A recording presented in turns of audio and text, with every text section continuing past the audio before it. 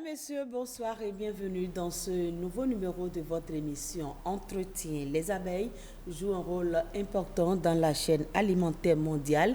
Elles constituent un maillon indispensable à la protection de la biodiversité. Grâce aux abeilles, nous avons également du miel. Mais aujourd'hui, ces pollinisateurs sont menacés. Les ruches sont vandalisées, ce qui n'est pas sans conséquence sur l'environnement.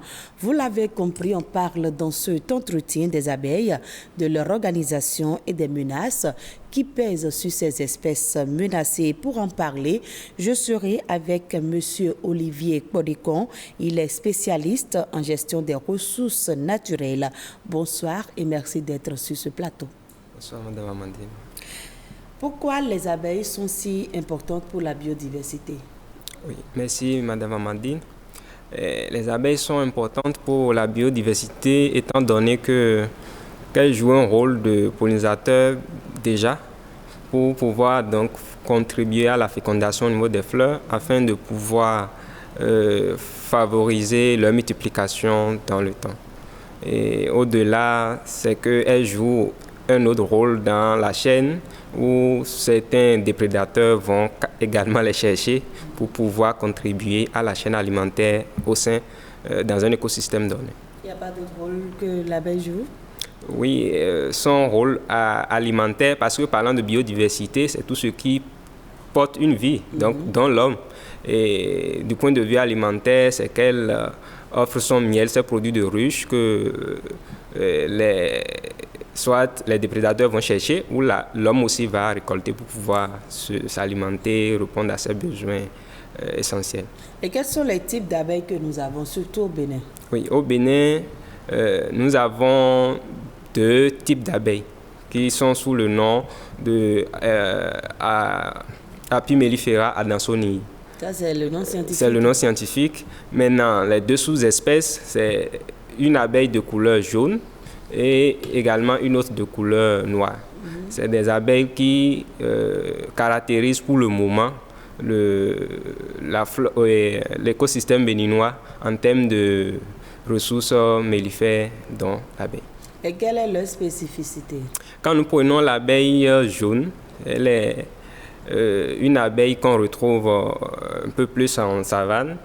Et elle est un peu sévère, mais elle produit également assez de miel. C'est une abeille sauvage.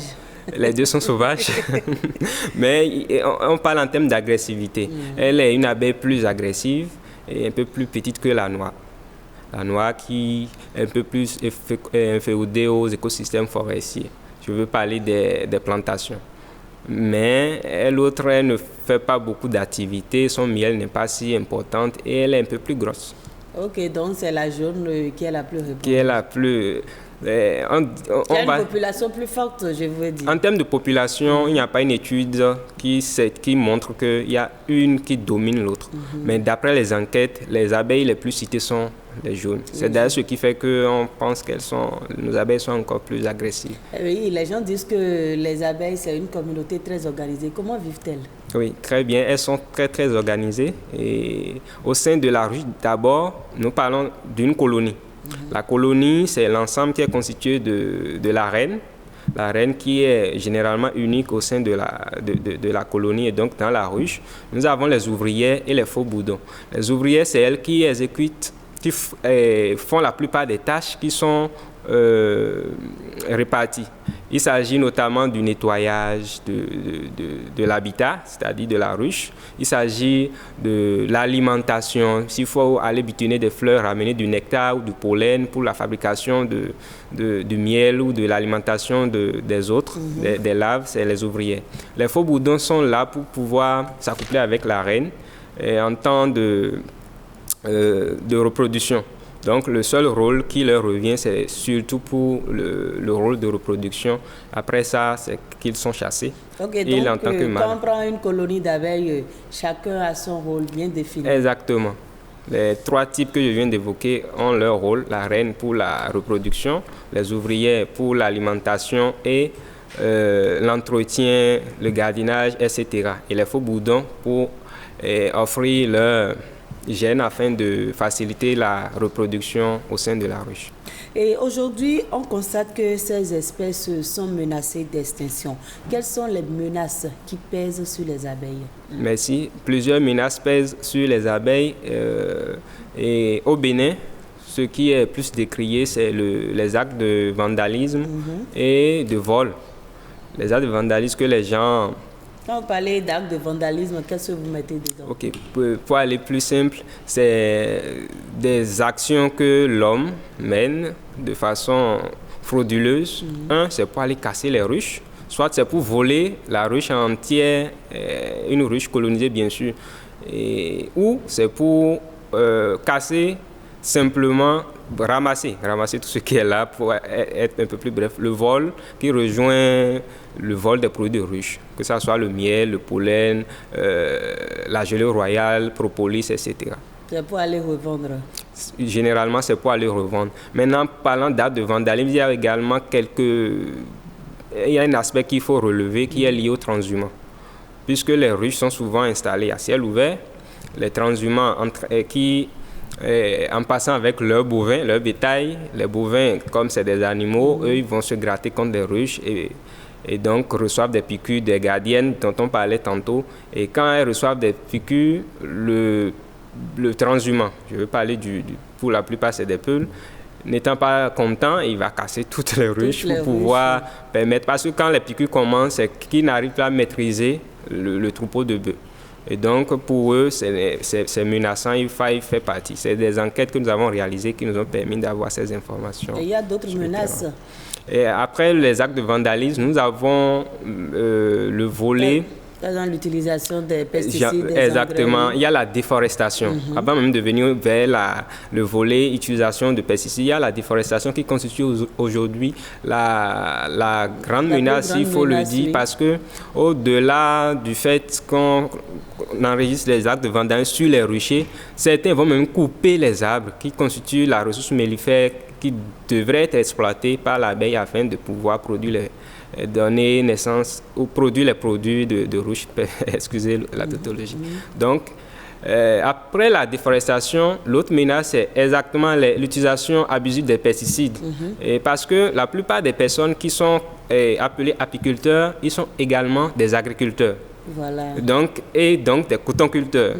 C'est au nord, quand on parle du miel, c'est l'Atakora. Les dernières études montrent que c'est l'Atakora qui présente le grand nombre de ruchers, par exemple. Et donc, c'est aussi la Ribouille, c'est le Borgou. Et on connaît le poids de ces départements-là en termes de production du coton. Donc, pour défaut d'appui technique, qui constitue une sous-menace dont je vais parler, ils ne bénéficient pas forcément d'un appui technique. Les projets les forment, et puisqu'il n'y a pas de suivi, ils utilisent les mêmes récipients qu'ils utilisent pour traiter les cotons avec les pesticides pour pouvoir les récolter. L'autre chose, c'est que les abeilles sont à côté et pour pouvoir donc traiter les champs de coton, ils ne font pas un travail préliminaire visant à épargner les ruchers. Et donc, en aspergeant, l'abeille qui subit les produits, les pesticides va forcément succomber. Donc, voilà. Et ça se retrouve dans nos assiettes. Exactement. C'est ce qui n'est pas intéressant parce que le miel, quand ces débris se retrouvent au fond du miel, il faut forcément être au laboratoire avant de pouvoir les identifier. Et vous savez, les pesticides ne sont pas destinés à la consommation, c'est impropre à la consommation. C'est pour cela que les miels que nous retrouvons dans la rue, on a besoin de pouvoir recadrer la chose pour que les gens puissent vendre, mais que les consommateurs également soient en sécurité. En plus de toutes ces menaces, on a également la grande urbanisation. Parce qu'il paraît qu'on ne retrouve plus du tout les abeilles au sud. Est-ce que c'est vrai? Oui, au sud, on retrouve les abeilles, mais pas en grand nombre, comme les départements que j'ai cités précédemment. Et il y a l'urbanisation exactement. Quand nous prenons Cotonou où nous sommes, c'est que les gens vont vouloir construire. Et l'abeille doit trouver un habitat avant de rester. quand la petite mielée arrive, qu'est-ce qu'on constate? C'est qu'il y a des cas d'essaimage qui se réalisent. Et les gens vont retrouver ces abeilles-là dans leur maison, un essaim qui recherche un habitat. Puisque le cotonnois n'est pas un apiculteur, forcément, il va vouloir les chasser et d'autres vont les tuer. Et donc, c'est déjà une action de l'homme qui ne leur favorise pas l'installation à Cotonou, par exemple. Et l'autre chose, du fait de l'urbanisation, nous n'avons pas la ressource mellifère. Parce qu'ils parlent de production du miel, parlent forcément des ressources mellifères, c'est-à-dire des plantes qui peuvent offrir le nectar, qui peuvent offrir le pollen ou le mielat afin de faciliter la production au sein de la ruche. Cela n'existe plus à part les quelques fleurs que nous avons et les espaces verts que nous avons, par exemple dans les zones fortement urbanisées. Mais quand on prend l'Atlantique, puisque ça fait partie du sud, quand nous allons vers Zé, les enquêtes, on retrouve quand même des ruches et puis des apiculteurs dans la zone. Exactement. Et quand, si malgré toute cette menace, si rien n'est fait, si les abeilles disparaissaient, quelle serait la conséquence sur la vie sur Terre? Oui, comme le dirait l'autre, si les abeilles disparaissent, c'est que l'homme a encore 4 ans pour survivre. Parce que du fait, quand nous prenons les pollinisateurs, quand on parlait tantôt du lien, du rôle que joue l'abeille au sein de la biodiversité, c'est que elles font partie des grands pollinisateurs. Et il est vrai que l'homme, avec les moyens technologiques maintenant, arrive à pouvoir faire fleurir des fleurs facilement, mais ce n'est pas comme le cas de l'abeille. Donc si l'abeille disparaît, il y a beaucoup d'autres ressources qui vont également partir.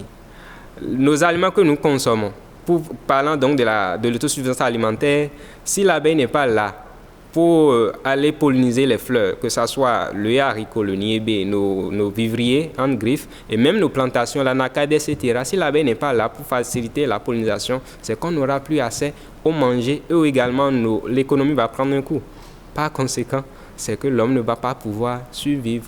Voilà. Et dans ce cas, qu'est-ce qu'il faut faire alors pour protéger ces espèces? Oui, merci. Il faut mener déjà, avant d'aller sur des propositions de solutions, si vous me permettez, je voudrais déjà quand même mettre en lumière quelques actions que mène l'État pour pouvoir organiser la filière. Parce qu'il faut l'avouer, c'est une filière qui souffre encore d'une bonne organisation au Bénin. Et l'État a quand même, à travers le ministère de l'Agriculture, a réussi à ce que l'on puisse connaître tout au moins, le nombre d'apiculteurs qui existent au Bénin. En tout cas, ceux qui se sont officiellement déclarés apiculteurs, voilà. Et il y a également un guide qui est élaboré maintenant pour pouvoir accompagner ces derniers et beaucoup d'autres projets qui visent la durabilité de l'action. Et tout ça, c'est chapeauté par le ministère de l'Agriculture. Et de l'autre côté, il ne faut pas oublier le ministère du cadre de vie qui, à travers les agents forestiers, demande à ce qu'on protège les plantations, les forêts qui existent encore dans nos écosystèmes et encourage également le reboisement afin d'offrir un cadre assez vivable aux abeilles.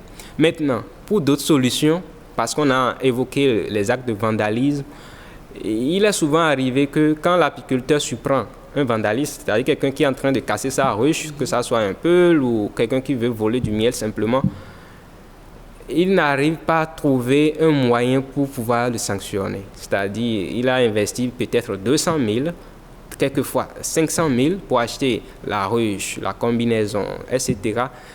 Et lorsqu'il va au tribunal parce qu'il a trouvé quelqu'un qui a volé ses rayons de miel, on lui dit non, il n'y a pas un cadre qui nous permet de sanctionner quelqu'un qui est allé chercher des rayons de miel dans un milieu qui est dans la nature. Voilà, de façon simple. On estime que c'est Dieu qui a donné. On estime que c'est Dieu qui a donné, à moins que cela soit dans les écosystèmes protégés, c'est-à-dire les forêts classées, ou bien dans le parc. Là, on est sûr que l'agent forestier qui est là est amené à protéger intégralement toutes les ressources dans l'abeille.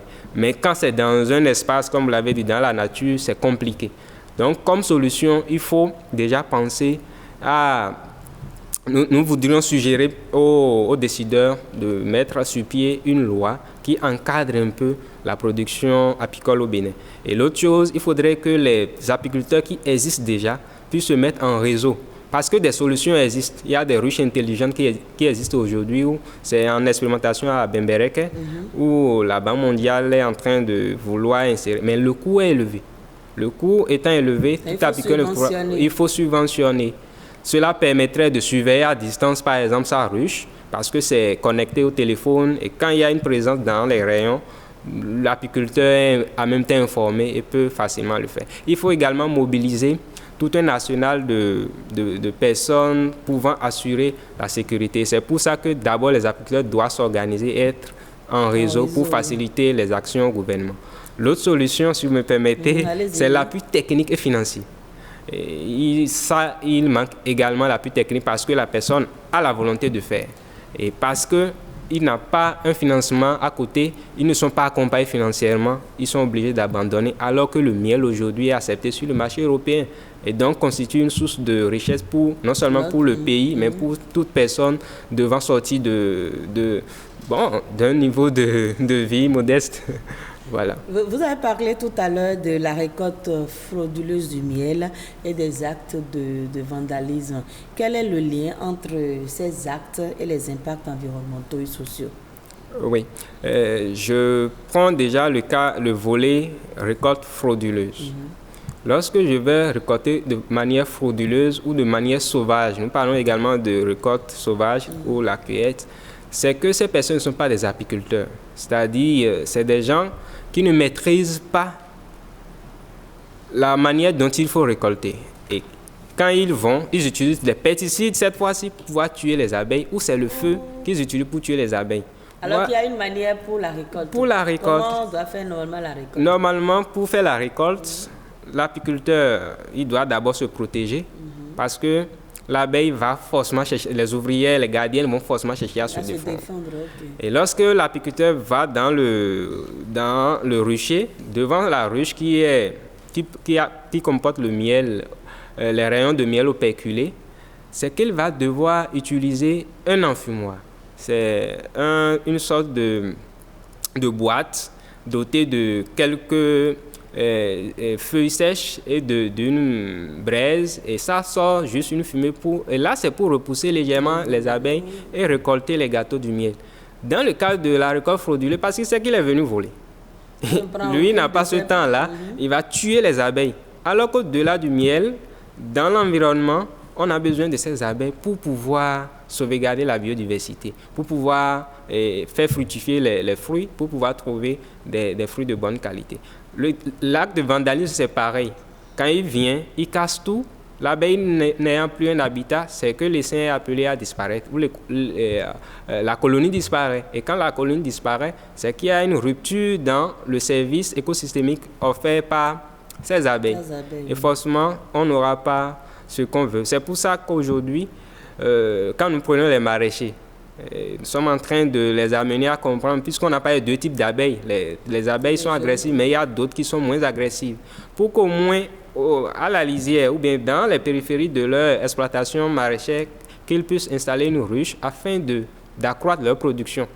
Et donc, dans l'environnement, lorsque l'abeille est là, au niveau agriculture, il y a forcément quelque chose qui se réalise de façon positive au niveau de l'environnement. Donc, par exemple, quand on prend les maraîchers, dès qu'ils vont installer des ruches, ça va améliorer leur production. Forcément. Parce que quand on parle de ressources mellifères... dans un milieu, oui, l'agriculture, ça passe plus forcément, c'est pour accompagner l'agriculture durable. L'agriculture durable, et les maraîchers vont forcément trouver leurs bénéfices. Et ceux qui comprennent, pour quelques associations que nous avons fréquentées, je ne vais pas les nommer ici, c'est que eux-mêmes, ils ont témoigné. Une seule ruche sur un périmètre maraîcher, c'est qu'il y a forcément de retombées. Dans un environnement, du point de vue environnemental, c'est que cela contribue à la production des arbres.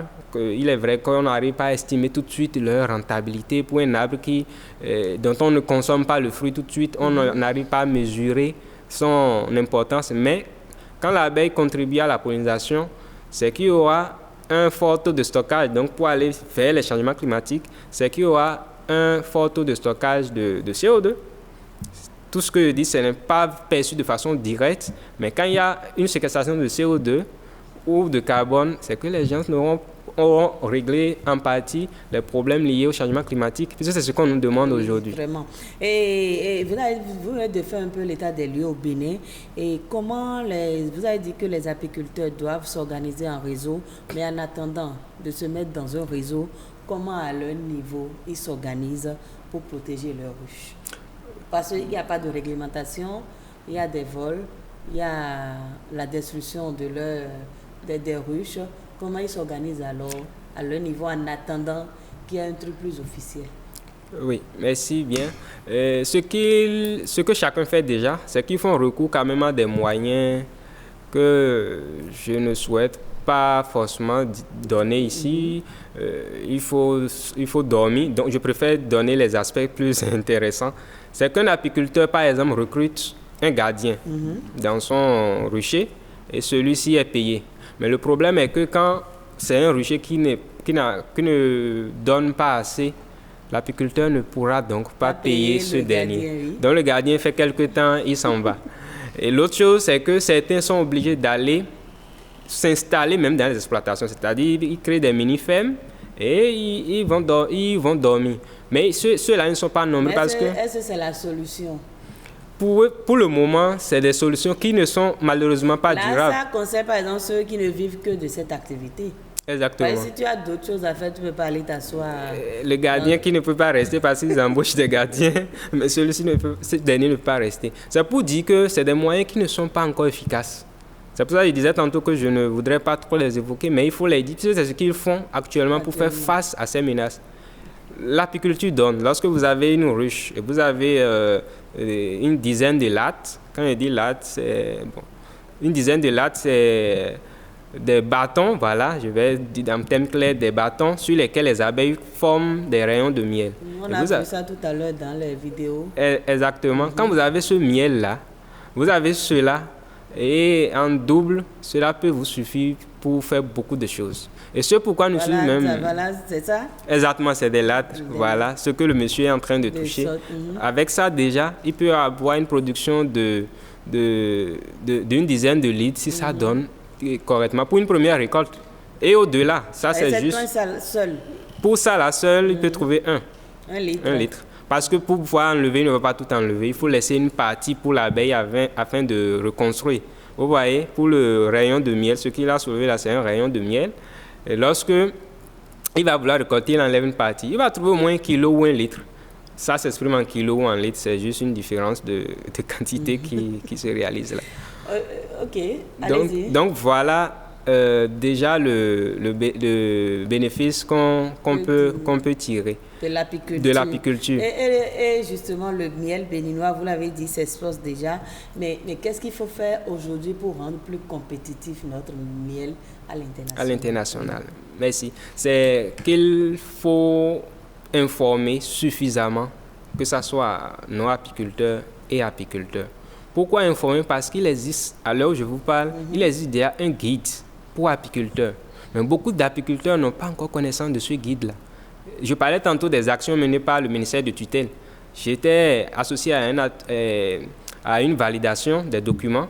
C'était à l'ABSA et c'est l'agence de normalisation qui avait produit ces documents.